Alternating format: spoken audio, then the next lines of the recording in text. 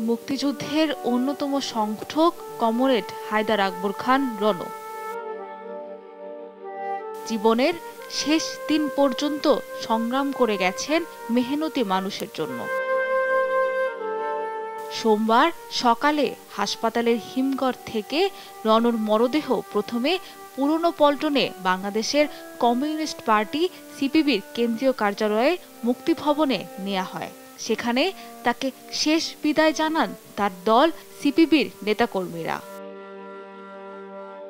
এরপর সর্বস্তরের শ্রদ্ধা জানাতে মরদেহ নিয়ে যাওয়া হয় কেন্দ্রীয় শহীদ মিনার প্রাঙ্গণে।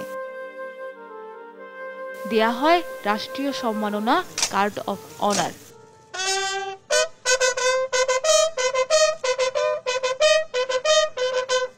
দেশের বিভিন্ন রাজনৈতিক দলের নেতা, সাংস্কৃতিক অঙ্গনের নেতৃবৃন্দ সহ সর্বস্তরের মানুষ শ্রদ্ধা জানাতে আসেন ৭১-এর রণাঙ্গনের বীরকে। মুক্তিযুদ্ধের একজন অন্যতম সংগঠক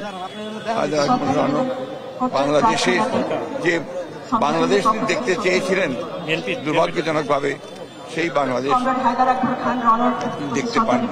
যিনি সারা জীবন সংগ্রাম করেছেন এই দেশের মানুষের ভাগ্য উত্তরের জন্য, এই দেশের মানুষের উন্নয়নের জন্য। বাংলাদেশের প্রশ্নে, জনগণের প্রশ্নে, গণতন্ত্রের প্রশ্নে, স্বাধীনতার প্রশ্নে উনি আপসহীন লড়াই করেছেন।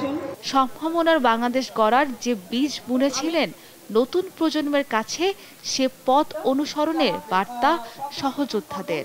কখনোই তার পথ থেকে বিচ্যুত হননি।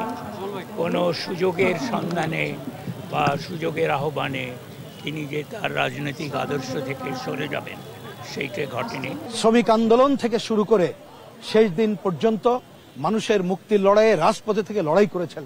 সুতরাং এ ধরনের অনন্য ব্যক্তিত্ব আমাদের আগামী দিনের নীতিনিষ্ঠ রাজনীতিতে একটা শিক্ষণীয় হয়ে থাকবে। মানুষের অধিকারের জন্য, সমাজের সাম্য প্রতিষ্ঠার জন্য যেই তার বাসনা, সেটা আজীবন বজায় রেখেছে।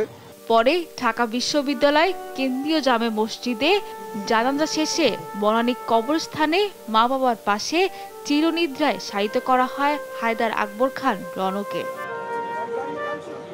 সাবরিনা মজুমদার, দেশ টিভি, ঢাকা।